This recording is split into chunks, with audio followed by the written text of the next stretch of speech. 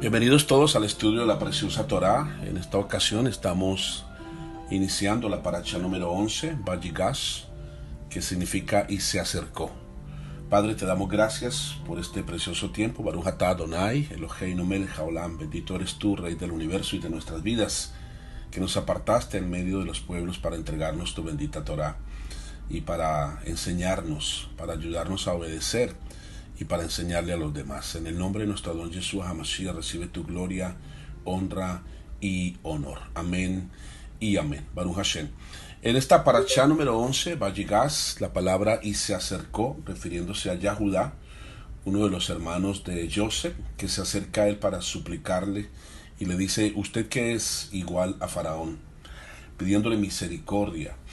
Y en esta ocasión estuvimos hablando sobre el poderoso, importante, delicado tema de la unicidad, de que nuestro Elohim es uno solo, en base a lo que Yahudá dice ahí: usted que es igual a Faraón.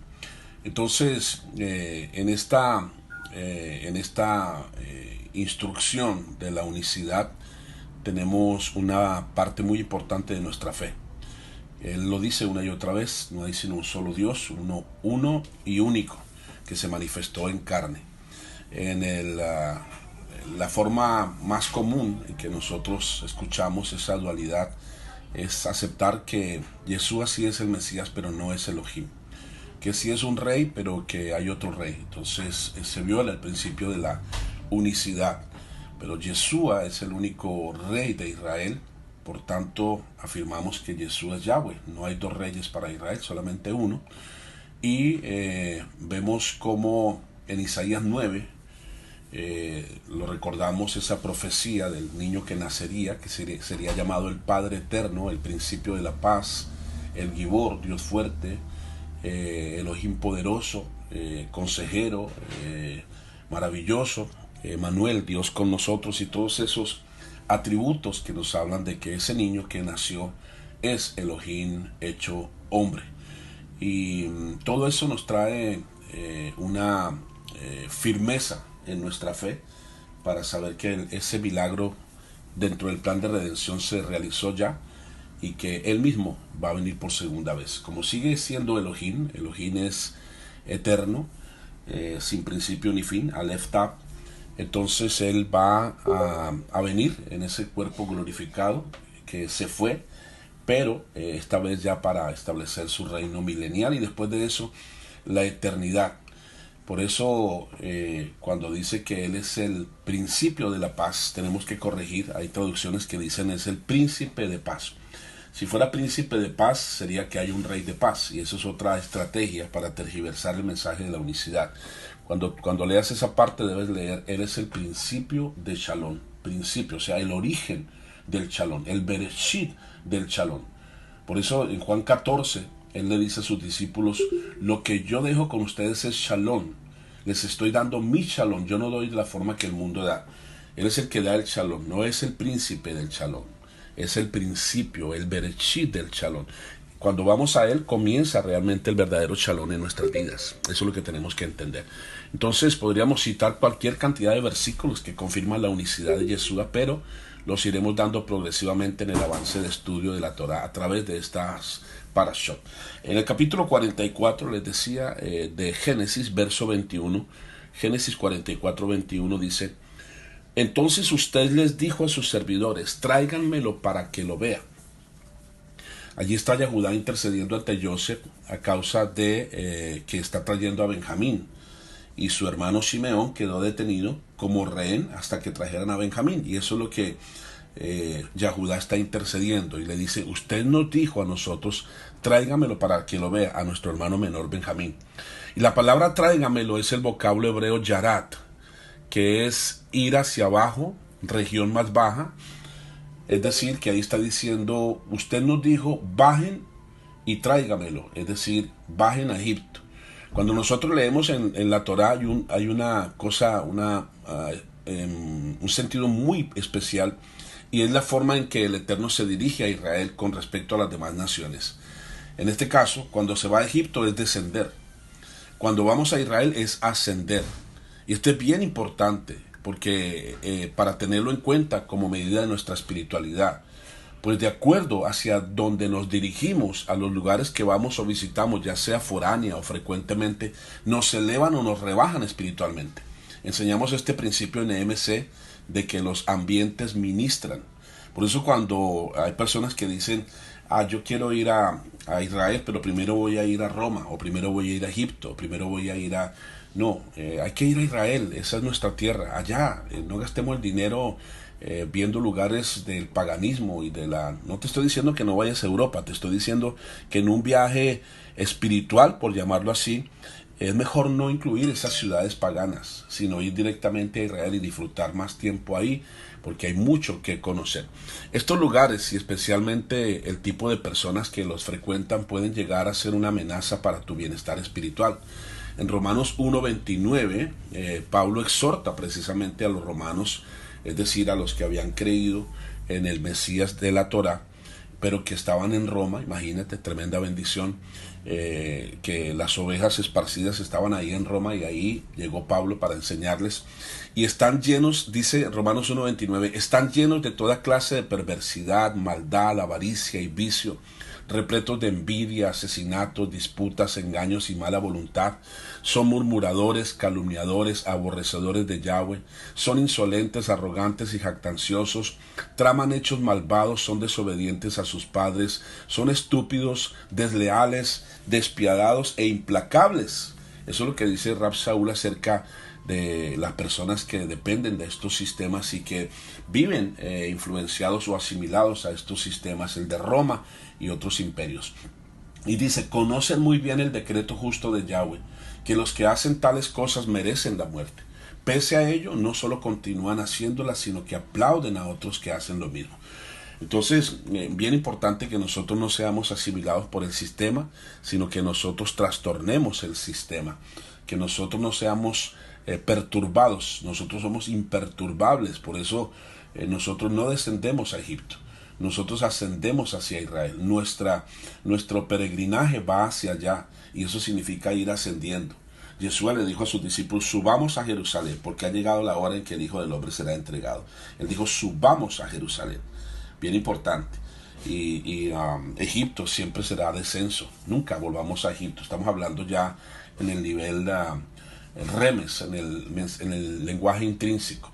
Entonces, en el capítulo 44 de Bereshit, Génesis 44, verso 32, dice, ahora bien, su servidor se ofreció a mi padre en garantía por el muchacho, diciendo, si no te lo traigo de regreso, yo llevaré la culpa delante de mi padre para siempre. Ahí está Yahudá diciendo, mi padre no me lo quería dejar traer, pero yo me ofrecí como garante, me ofrecí como fiador, me ofrecí como garantía por este muchacho. Aquí, para Joseph, esto es bien importante, esta nota que te voy a decir, es bien impactante lo que está pasando, porque Joseph lo que quiere ver es el genuino arrepentimiento de sus hermanos. Y eso es lo que Yeshua quiere ver en nosotros, un genuino arrepentimiento de las cosas que hemos hecho. Ese techubá genuino que nos lleva a hacer un tevilá, una purificación, y a tener una vida nueva en Yeshua, una vida de obediencia a su Torah. Entonces aquí vemos que ya ellos cuidan a Benjamín. A Benjamín lo cuidan. A Joseph lo despreciaron, lo menospreciaron, lo vendieron, le hicieron creer a su padre que estaba muerto, pero a Benjamín lo cuidan. Y tanto lo aquilatan, lo valoran, que Yahudá dice, yo di mi garantía de que si el muchacho no regresa, yo doy mi vida por ese muchacho. Yahudá se puso como fiador, y eran supremamente firmes esas palabras, pues él estuvo a punto de entregar su propia vida por la de su hermano, y esto nos permite evocar la entrega de Yeshua por el rescate de sus hermanos.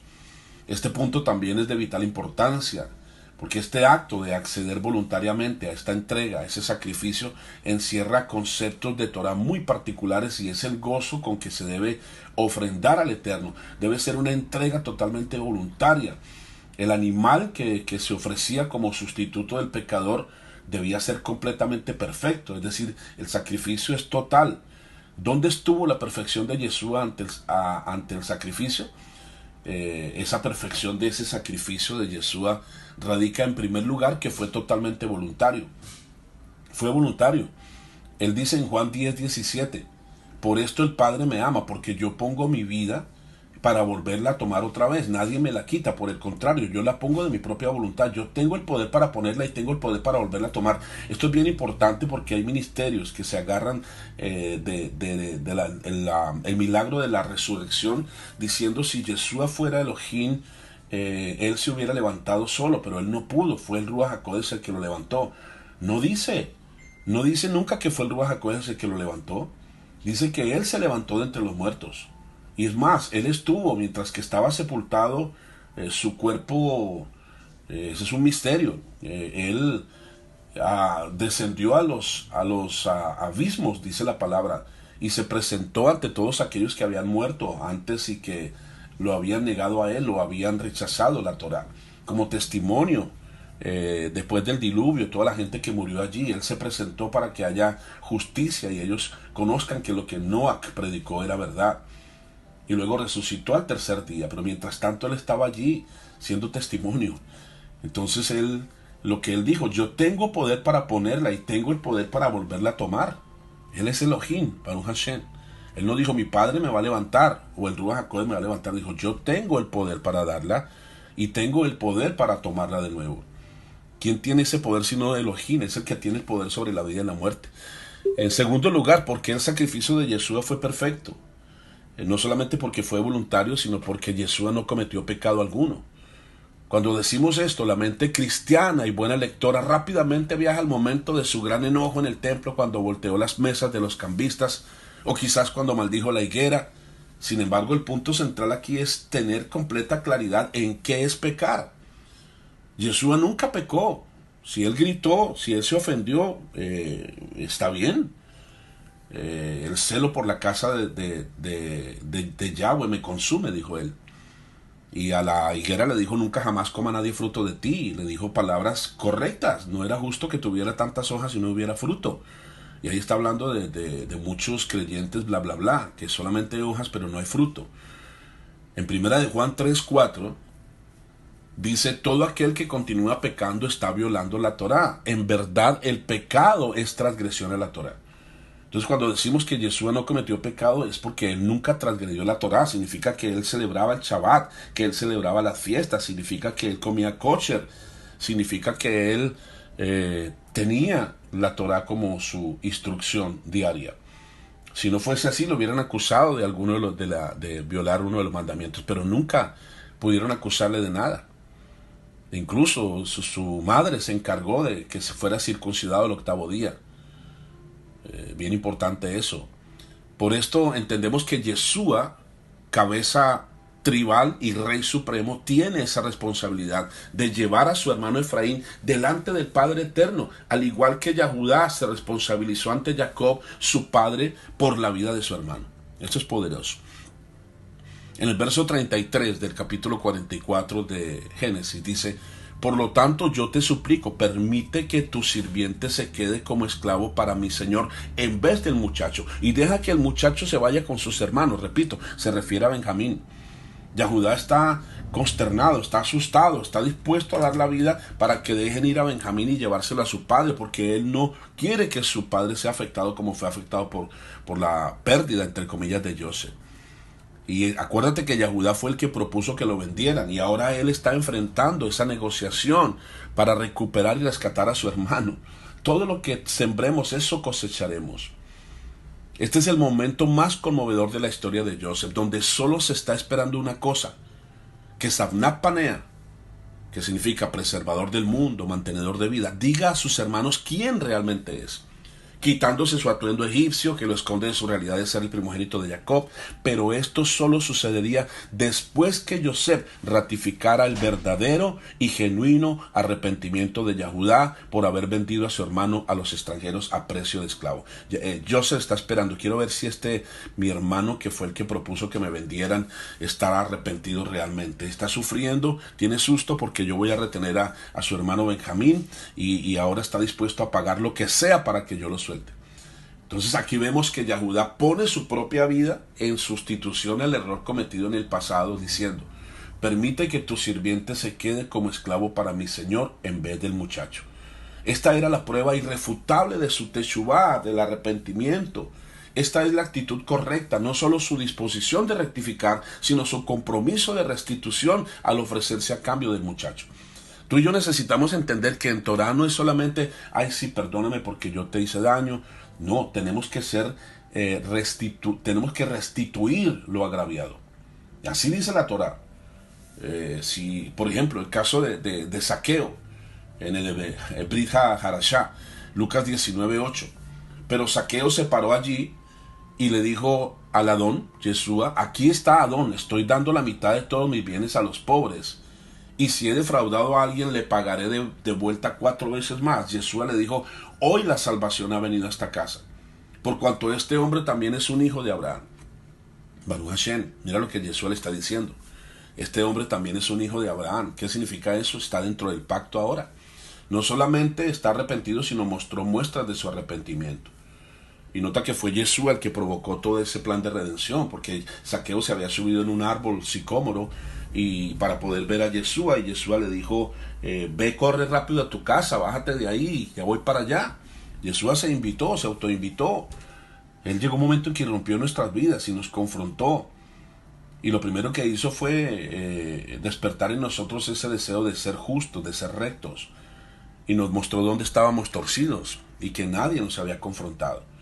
Y cuando reaccionamos en un teshuvá, en una actitud de restauración, de restitución, esa es la verdadera evidencia de que somos salvos. Las obras, evidencia de que somos salvos. Nuestras malas obras no podían salvarnos, pero el milagro, la resurrección, el sacrificio de Yeshua, su gracia nos hace salvos. Y ahora nosotros hacemos una vida de restitución, de tikkun, de corrección, y eso es lo que demuestra que realmente somos salvos. En el capítulo 45, verso 1 de Génesis dice, Joseph ya no se podía controlar delante de todos sus asistentes, y gritó, que se alejen todos de mí. Así que nadie más estaba presente cuando Joseph se dio a conocer a sus hermanos. Nota esto interesante, nadie más estaba presente cuando Joseph se dio a conocer a sus hermanos. Él dijo, salgan todos, a sus asistentes, a todos los egipcios, se quedó él solo con sus 11 hermanos. Este momento es precioso, amados. Nos permite visualizar que en el último tiempo, cuando el Mesías se dé a conocer a los suyos, deben estar las 12 tribus involucradas en ese evento. Y el único lazo de unidad reposa en el Evangelio del Reino, que no es más ni menos que la unión de las 2 casas de Israel. Trabajo que inició el Mesías Yeshua y lo delegó en sus discípulos. Y hoy tú y yo tenemos el gran privilegio de concluirlo mientras esperamos su glorioso retorno. Baruch Hashem, qué privilegio tan hermoso. Qué privilegio tan hermoso. Es por esa razón que algunos versículos toman gran relevancia en el momento de entender objetivamente ese plan de redención. Por ejemplo, en Mateo 15:24, mantén en tu memoria ese pasaje. Mateo 15:24, cuando le oprimían a Yeshua, le exigían y le hacían trampas para hacerlo caer en falta. Y le decían, pero dinos si tú eres el Mesías.